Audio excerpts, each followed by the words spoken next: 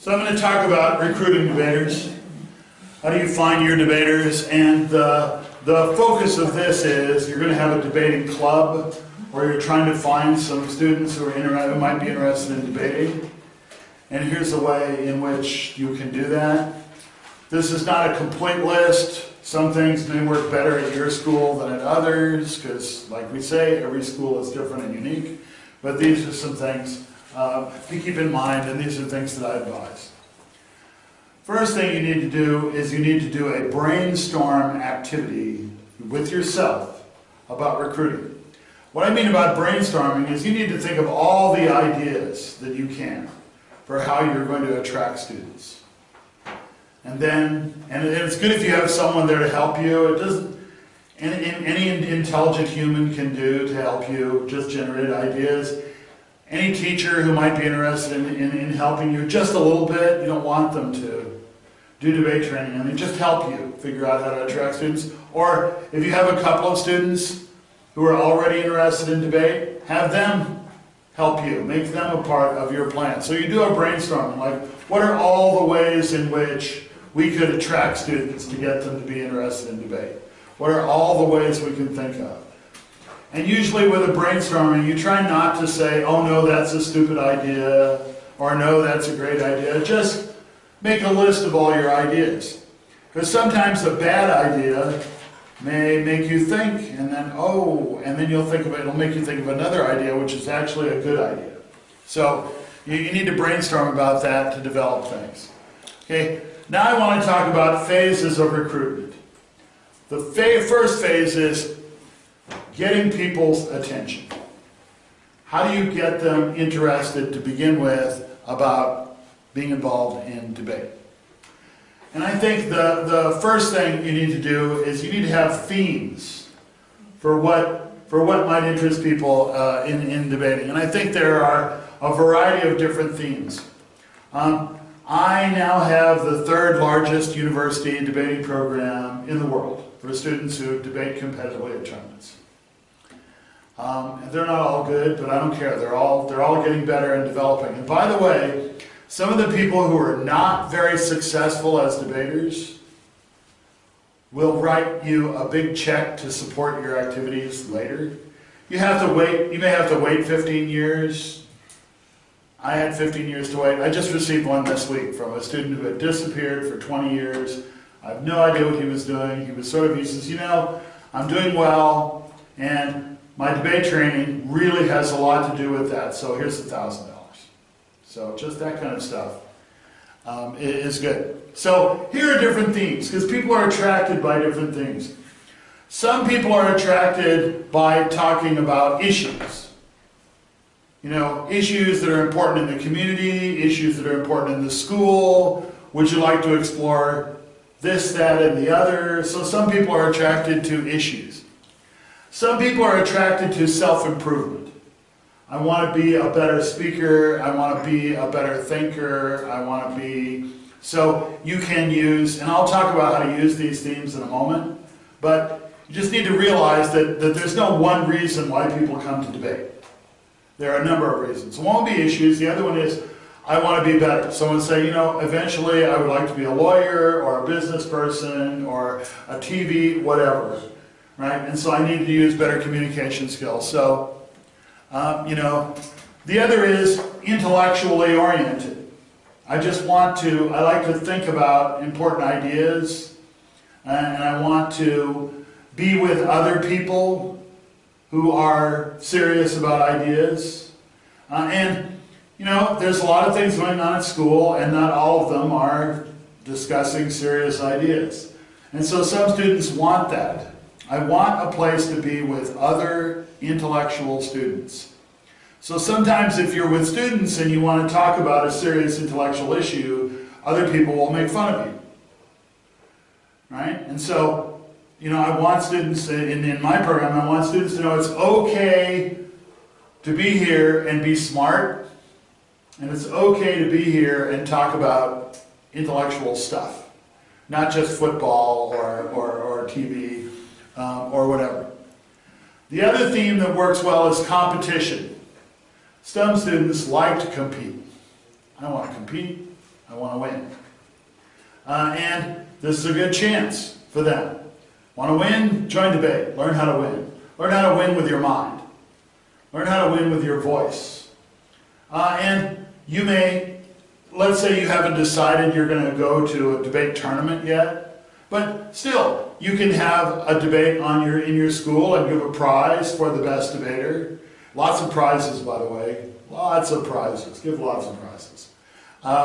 And if you should ever win a prize at a tournament, what do you do with it?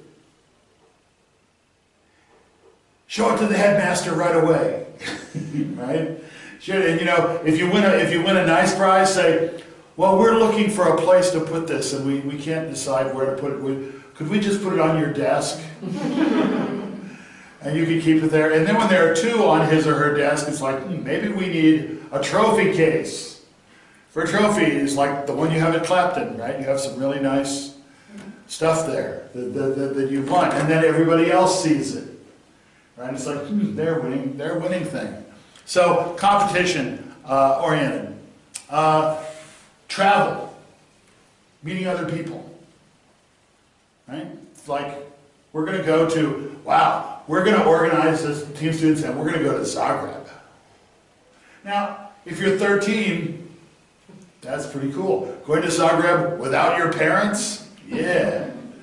Or something like that. Even we're going to go to that faraway place, Primorska. Ooh, that's where the sea is. You know what I mean? And so any chance that the travel. The final one, which I think is very important, is social. Meet cool people. Right? Find friends. Because a lot of people who are attracted to debate aren't necessarily, how shall I say this, students with excellent social skills, the really popular students. So, yeah, you can come to this club and be a part of our community. And so I'm just gonna give you an example of how to use these themes. If you have a meeting like Learn About Debate, whether you want to join and invite students to come, then, talk about these. We're going to have this and this and this. My most successful recruiting ability is actually posters, little piece of papers, and whenever we're recruiting debaters, we have like 6 different posters. This is for the people who want to win. This is for the people who want to have social. This is for the people. So, you're going to put up, my existing debaters, you need to put up some posters. Here's 12 posters, but there may be 6 different kinds of posters. And just put them up, and somebody will see one.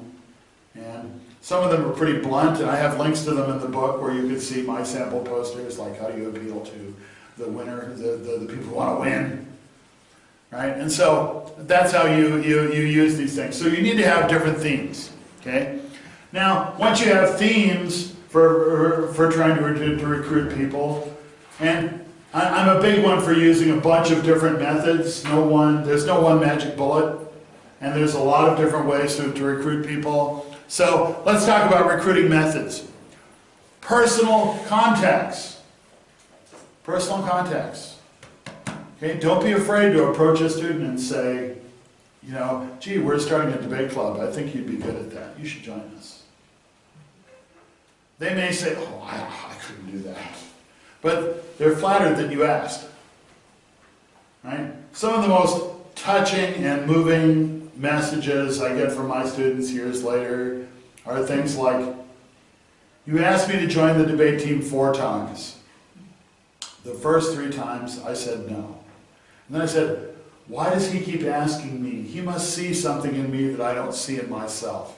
And the 4th time I said yes, and I'm so glad I did. Because it changed my life and my future. And that was like, don't give up. Of course, I can't do that. Right? But personally, it could be verbal. Right? I have a form letter. Right? If you know their email address or know their mailing address and you think somebody would be good, then I'll send them a note. Dear Susie, it's such a pleasure to have you in class. You're a very talented young woman, and I think that you should try our debate team. And when they get a thing from a teacher saying, I like you, I want you to join, that's something special. Now, it's not so special because you might do this to a lot of kids, right? And don't let them find out that you sent 1,000 emails to everyone saying you're special and you need to join. But I think that that's one thing, personal contacts. You need as many people as you can. You never have too many. But you can't have too few. There's at some point you have a critical mass of people, and then, you know, there's like 2 people on the debate team, 6, maybe you're getting there, right? Because that's a group. Because people want to do things that other people are doing, and so you want to get as many people as possible. If they come and go, that's fine. If they're with you for a little while and then stop, that's fine. Their lives change. Their lives. I think debate is for everyone. Not everyone thinks debate is for them. And whatever they get out of it is good. I think the most important benefits you get from debating generally occur in the first year. That's the most important stuff. So as long as you have them for a little time, it's pretty good. You know, recruit as many people as you can. Next on my list is contact people over and over again. I already told you that. That's what happens when I'm not following my list. Go where the people are. Go where the people are. Where are students? Right? Are they going to a basketball game? I don't know what they would have been. Have your students put up a table saying, you know, name of school, debate. You know, learn powerful tools, learn whatever, and then have a couple of your students sit there and talk and be available and talk to people. If you can't reach people unless you reach out, right? And so if there are some things, I don't know about your school. I know that sometimes during recruiting season, some schools will have the debaters will set up a little table in the cafeteria. Right? Join debate. Hey, you, come here. We got something for you. Right? I mean, that happens to attract people into nightclubs or to buy things at the circus or whatever. You know, why not? Use it. Go where the people are. Reach out to other groups. Are there other clubs on campus, at your school, where there might be people who might be interested in debate? You know, go to their meeting and say, you know, could I just make a 3 to 5 minute presentation about our debate thing for your members? I think it would be good for them.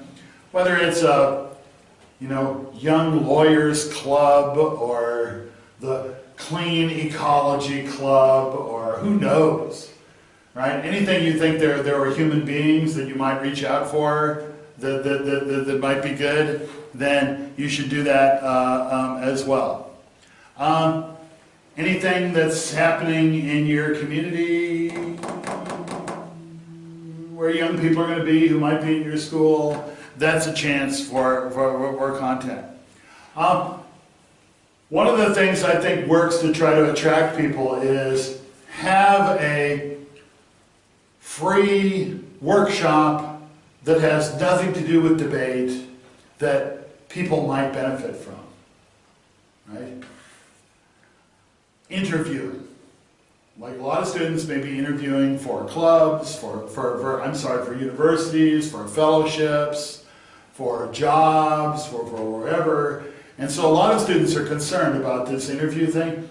Have a very brief workshop. Come to this. We'll teach you how to have better interviewing skills. And it doesn't have to be complex. You're not an interviewing expert.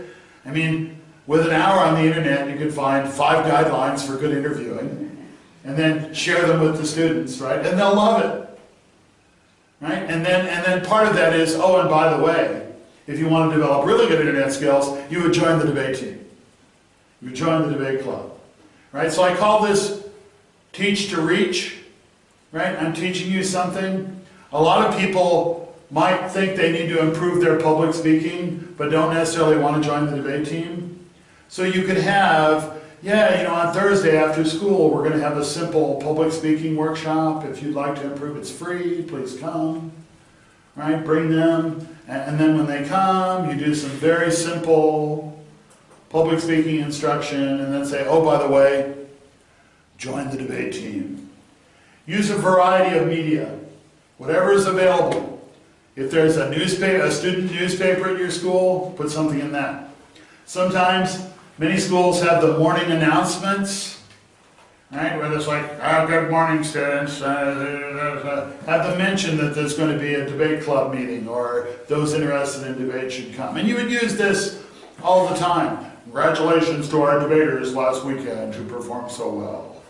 And it's like, we have debate? I didn't know about that. Right? And so every bit of media you can. Posters, little cards to hand out.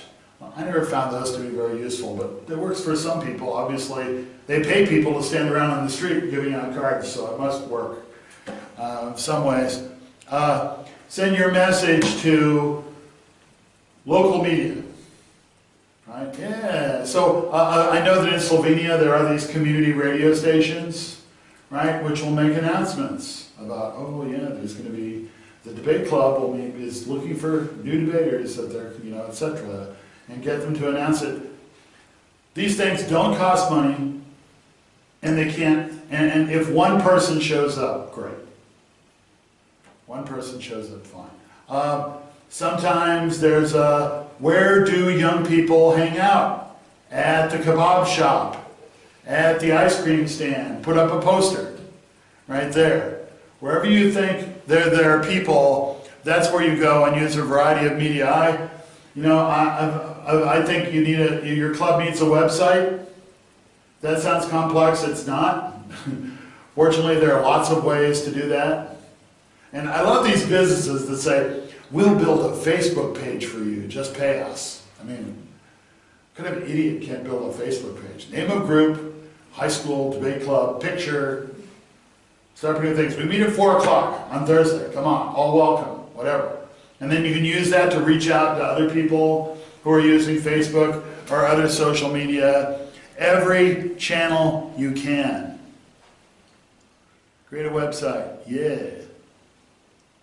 I've given examples of websites that have been successful for both high school and university clubs. And some of them are fairly simple, some of them are more complex, so you can get a model for that. Okay, now, once you've decided, here are themes, this is how we're going to try to do it, you brainstorm ways, here are themes, here's the ways in which we're going to do it. Then you have to implement these recruiting efforts. And I just have the following pieces of advice for that. First, stay on message. Whatever your message is, stay on it. Don't start talking about different things and wandering. Like, we had a recruiting meeting, and I always get students involved, right? When we have join the debate club, I'll talk for like 4 minutes, 5 minutes, and then get the students to talk. They don't want to hear from you. You're a teacher, right? And so, I had this student who's like, well, we take long rides in uncomfortable vans, and we eat bad food, and we sleep in crowded hotel rooms, and I sat next to this guy the other day, and he smelled bad, and I'm like, wow, obviously you need some help and training in this. But the point is, you need to stay on message. And also, think about what their concern is. Some of the more advanced students are like, well, I can't get involved in debate because it might hurt my studies. Legitimate. I have students testify that their academic performance has improved since they've joined debate. Because it teaches them a lot of skills, research especially, and how to frame arguments that they use then in their classes. It also teaches them time management. This is a good one for, oh, you're busy. Well, maybe you would improve your time management skills, and debate will help you do that. And then students will say, yeah, I learned to manage my time a lot better now. I learned not how to waste time, how to study more efficiently, right? And so you have to figure out what your message is, stay on that message, and think about what's the message that students want to hear.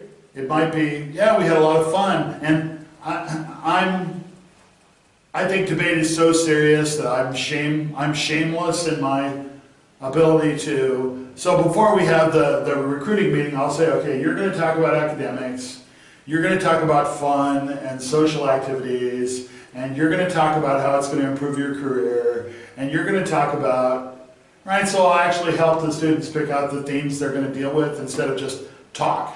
If you're like, okay, talk, you might get it. I sat next to this guy and he smelled bad.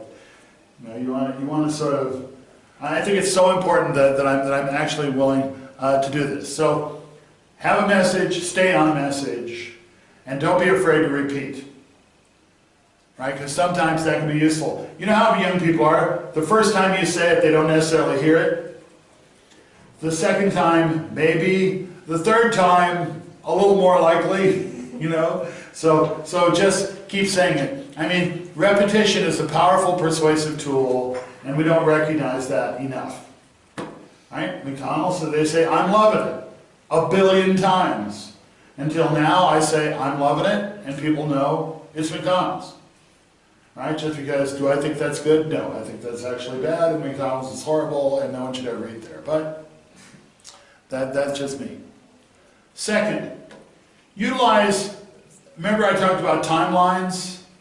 Say about, yeah, we want to attract some people for spend 2 or 3 weeks doing that, or however long you think is appropriate. Then when you get some people, you have to start doing things with them. And then when you start doing things with them, then you have to do a bit more. But you can't stop doing especially when you're starting out, we're still attracting people. Right? You need to remain we're trying to find debaters through the first longer period of time. But don't say, all right, we're just going to attract people, and then at the end of 3 months we're going to start training them. No, what about the people you attracted right away? Right? You have to sort of make sure that for each person that enters, there's something that happens for them. You don't want to keep them waiting. I think you know that many of our young people have very short attention spans, and if you ignore them for a week, they may disappear, never to come back. So you have to do that. You need to stay in communication with them. One of the most important things you do when everybody, the first time you meet them, you would like to know their email address, if they have it. And then you need to create a list of names, email addresses, and then chart them. Did they come to the meeting? Did they come to the first training? Oh, they didn't. Let's send them an email message. If you send people anonymous email messages, it doesn't work. It's very simple to make it work. You write the same message, okay? And at the top it says, Dear Clara, paste in message. And the message might be, well, we had training last week and I was hoping you would show up. I know you're probably busy. You know, we missed you. If you could show up, that would be great. Let me know if I can answer questions, etc. And they're like, oh, isn't that sweet? But if you just paste it in, it's a problem. And you don't want them to see that you sent the same message to 25 students, right? And so you can make the list of people who it's going to invisible, or you can just send, Dear Clara, paste, send. Dear Willie, paste, send. Right? You can do that pretty well. And then pretty soon you establish an email list, right, where automatically everybody on the list gets those messages. But make sure that you get their approval to do that. Hey, right? Don't worry, it's fine. It happens. You don't want to enroll someone on an email list and they're going to get a bunch of stuff about debate and they don't want it. That sort of turns them off. So say, you have their email address for contacting them, but then say, is it all right if I put you on this list so I can keep you informed about our meetings? And I think that that's a very useful thing to do. All right. Track them, follow up. Right? It's so touching when they come right in, Geeta, have a seat. It's so touching when they realize, oh, they missed me. They were looking for me. They were thinking of me. That's something special. We live in a mass-oriented society where people don't get much personal attention. And I think if you can show personal attention, or at least make it look like you have personal attention, then I think that's very effective. Personal meetings. When someone, now I don't know about your schedule, I'm kind of crazy, so I do some crazy things.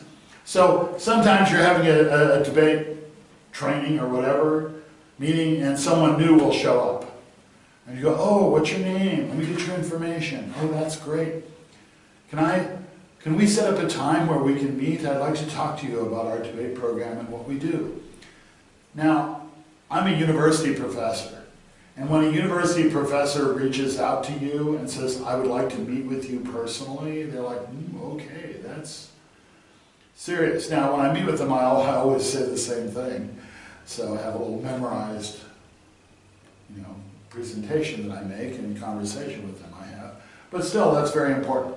Even if your meeting even if it's just, wow, you're new, we're so glad to have you, we want new people like you. What's your name? Why did you come here? Even if it's just 2 minutes, like with them, to do that, that can be really interesting. But sometimes somebody who's really, I'm very busy, I'm very worried about my studies, and I'm not sure I want to make a commitment to this, maybe you need to have a 10 or 15 minute talk with them. Right? And once again, it's all about how you want to invest your time. Your time is really important. Your life is important. I would like you all to devote your entire lives to debate all the time. That's not going to happen. Right? And you won't last very long if you do that. So you have to make judgments about what's an appropriate way to invest your time, because one of my new sayings is time is the new money. It used to be money, it's all about money. Now I think it's all about time, especially in more developed countries. So how you spend your time is maybe more important than how you spend your money. So I'll tell you, you should do a bunch of things.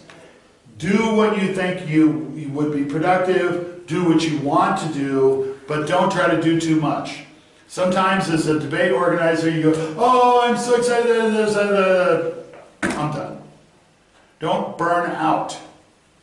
Right? Because in order to build a good debate club and a debate culture at your school, you need to be in it. It's going to take a while. Right? And likewise, don't be frustrated that not everything's happening right away. And remember what I told you? Congratulate yourself every time you have a success. I think that one of the early things that is successful is to have an information session. Come after school on Wednesday to a certain room, and we're going to have a little short information session about the debate club. Okay? Here's some things to keep in mind. Keep it short. What's a big fear? And, let them know it's going to be short. The big fear is I'm going to a debate meeting that's going to be long, people are going to give speeches, it's going to be boring. No, it's going to be really short. Feature more than one person. You, as the teacher organizer, would start the meeting and welcome them and say you look forward to working with them, we have exciting activities, we want you to be part of it, etc. But turn it over to whoever, the first of the students you have. This is why the first 2 or 3 students you have are really important, because they become the student ambassadors and they will believe them. If you say, it's fun, it will be good for you, we'll travel, you can win, they're like, yeah, teacher. Right? But when a peer says it, they believe that. They believe that. So you want to do that. Answer questions. Let your students answer questions. It really looks good when they have a question and then a couple of existing debaters you have answer those questions. And of course you need to make sure they're a little bit well trained, so they say, oh yes, it teaches me time management instead of I was in a crowded hotel room. Okay? If the group is small, ask everybody to introduce themselves, right? And then try to learn their name. At any such meeting, you want to get their contact information right away. You might give them a printed material, like a page that says, this is what our program is all about, this is when we sort of meet, this is what we have in mind, something that they can take away from the meeting, not too involved. Welcome them and say, now you're a part of our club. You are now joining. Because some people fear, oh, the debate club, I'll have to try out, maybe they won't accept me, maybe I'm not good enough. Just say, now you are a part of our club. And then at the end, make sure you tell them how much you look forward to working with them. We're going to grow together and have fantastic adventures and all of that kind of stuff. Say that's going to happen. I used to think that I could tell early on who would be the better debaters, and now I've decided that I'm completely wrong. I can't do that. Sometimes the ones I think will be amazing are not, and sometimes the one I think will be terrible or end up being quite good. So now, kind of one of the things I say to them, I said, you know, I don't know who, but some of the people in this group right now are going to become people that I work with closely, that we're going to travel, we're going to have adventures, we're going to have success, we're going to have challenges, we may even have some failures, but some amazing things are going to happen. And I don't know which of you that's going to be true of, but I hope it'll be true of all of you. And it's been true of lots of people in the past, so, you know, join us. After you end that meeting, remember it needs to be short, stick around. Just stand around. Because some people will be shy to ask questions in front of others, and they might want to ask you questions that, you know, but my mommy worries about me, that's fine, don't, you know, then whatever it's particular that or I'm very shy, and are you sure this is all right for me? And so, just be around and be available. Don't run away. I used to think it was good to serve food or snacks at such a meeting, and now I think that's not good. Because at first, ooh, that looks good. So the focus is more on, I'm going to eat your food. And then why did I come here? And then they have an excuse. Well, I had food. I don't need to go back again. But, you know, no food. You know, food later. Maybe if they're coming to a training, we can have a snack. But, you know, not at the meeting.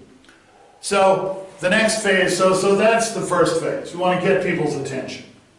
Right? Get their attention and get them connected. And then the next phase I'm going to talk about is getting people involved. Because once you have them, you have to get them involved.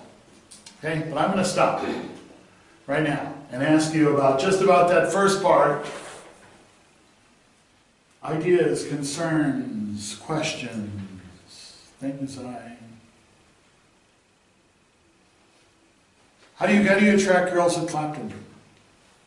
I think one of the things that work quite well is getting your local MP to come in. And local member of parliament to come in? Yeah, we're quite fortunate living in London for that to happen. And you just talking now, I'm just thinking about inviting two MPs in to do a debate, to watch a debate, and also to do a debate between each other, if that could happen. You talked about not giving them food.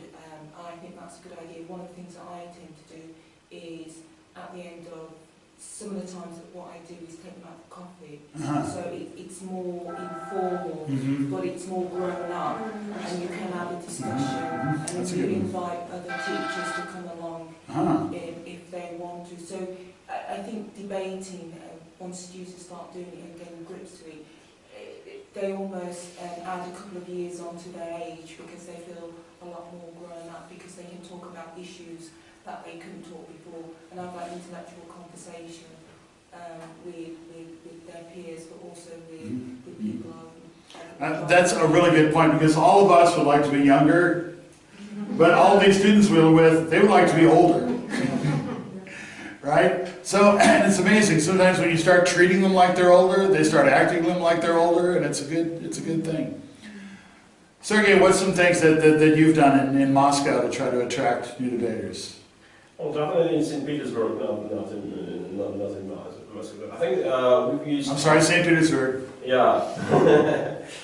We've used the same tactics. The problem is that first, the principals at St. Petersburg High School, most of them are originally opposed to the debate activity, just for political reasons, because most of them have the connotation between debate and politics. Mm-hmm. So first, the thing that we'd like to persuade the principals is that we are definitely engaged in academic activities, it's fun, it's nothing with the politics and stuff, and politics rhetoric, for instance.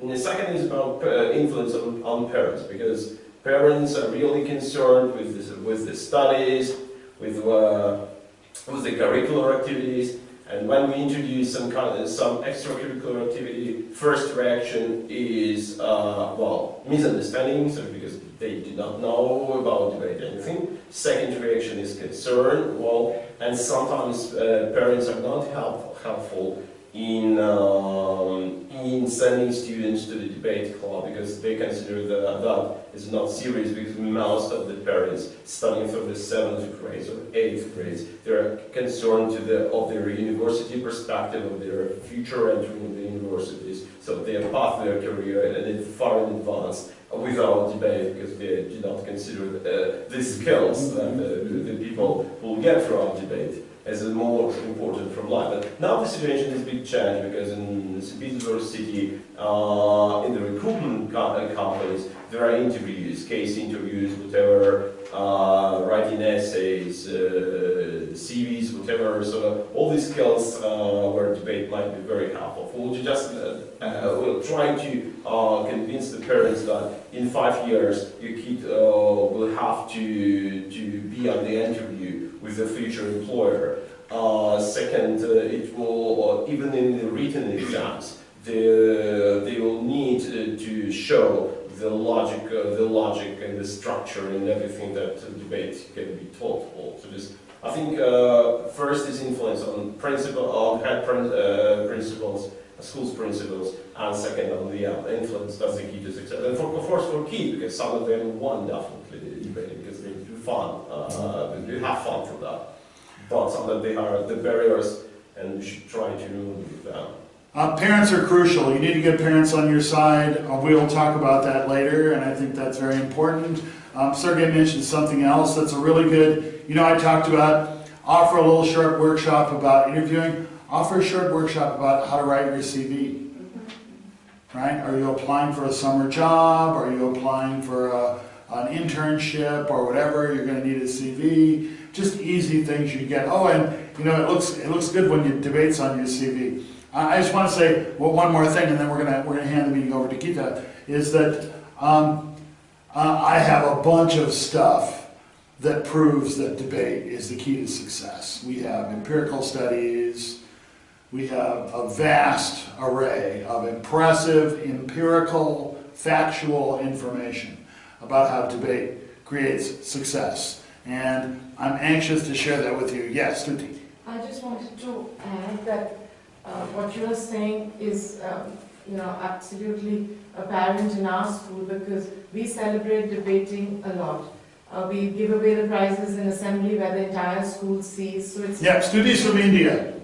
Go ahead. So it's treated on par with sporting activity and any other awards any other team may get for the school. It's not treated as something that nerds do in a corner in a row all by themselves. And also the other takeaways that are becoming apparent are, interviews will be in the future, but children who are debating are the ones representing us in Model United Nations around the world. They are the ones being chosen to go for round square conferences.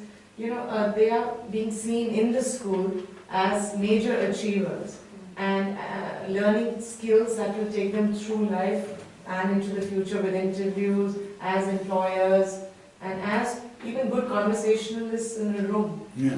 So I think we are very fortunate in our school that it is treated as a very important activity, and we tell them, and it's becoming obvious to them without us telling them, that a child who debates is going to be seen in many spheres. Absolutely. Okay, so go. Yeah, you can also add coming from the parts of the world where debating is usually having still a negative connotations, which kind of extends also. And that's Latvia, right? Yeah, that's Latvia, and that's like Baltic states, less so Estonia, but I think in Latvia it's usually really hard to convince. So we had quite a successful idea when we just organized, it was in university, but in some level I think you can do the same in schools, where we organized just the discussions with social movements, local social movements, which are basically called, like, should you become vegan, should you like reduce your consumption, and so on. We asked like the local leaders, and so the basic idea was that, you know, it wasn't like in any ways like connected to debating, it wasn't like a workshop or But it anything. was. Yeah, but it was. And what happened in those discussions, as you can imagine, it was just those like the ideas that were not that much discussed in like contemporary world were discussed, and it eventually led something very similar to debating. It was like very successful to finally show how like debating can help to discuss ideas. So maybe that helps. Yeah, and then you staged this event, and then people showed up who you then try to recruit for debate. Yeah, it was actually like we had lots of like workshops and everything in university, but this was the most successful one actually to recruit students. Yeah, find something that students are interested in, have a think about that, and get them to come. Okay, so there's a lot of others. So we'll move on to the next phase, but we're going to hear from Gita. So I'm going to turn the podium over to you. I'm going to stop the camera and start it again. Okay, once Gita sets up her projector. Aha. Aha.